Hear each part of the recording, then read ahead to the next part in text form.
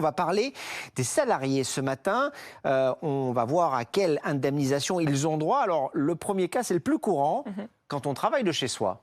Eh bien, ça ne change rien. Vous allez toucher votre salaire habituel. Vous avez une seule démarche à faire, c'est de signaler à votre employeur votre lieu de télétravail pour une question d'assurance. Sachez que votre employeur ne peut pas vous refuser le travail à domicile si votre activité le permet. C'est un droit automatique, dit Muriel Pénicaud, et ça doit être la règle.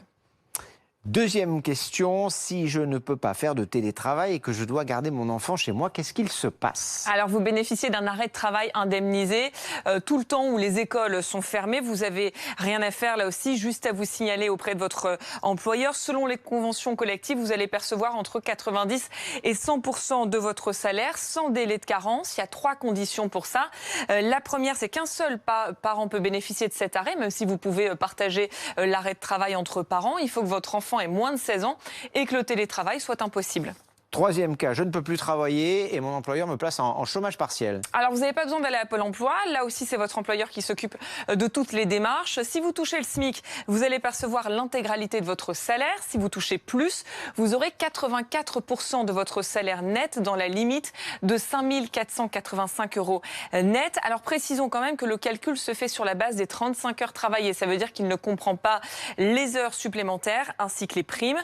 Ce dispositif, il est valable pour tous les contrats, les CDI, les CDD, les intérimaires, les apprentis.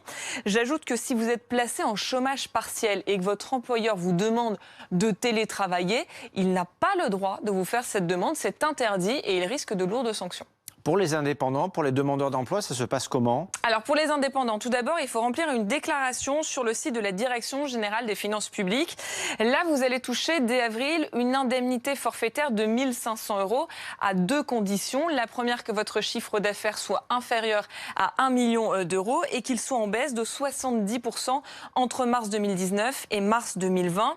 Un dispositif plus adapté va être mis en place par la suite par le gouvernement. En ce qui concerne les demandeurs d'emploi qui sont en fin de droit, eh bien, sachez qu'ils recevront fin avril la même indemnité qu'en mars. Est-ce qu'un salarié qui fait valoir son droit de retrait est payé? Oui, bien sûr, l'employeur ne peut pas effectuer de retenue sur le salaire, il ne peut pas sanctionner non plus ce salarié, mais il faut que ce droit soit appliqué de manière légitime. La situation de travail doit présenter un danger grave et imminent. Alors le gouvernement a précisé concrètement qu'est-ce que ça veut dire dans la situation actuelle.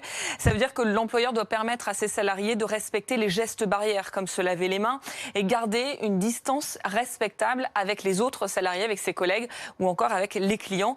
Si c'est le cas, eh bien, le droit de retrait ne peut théoriquement pas être invoqué.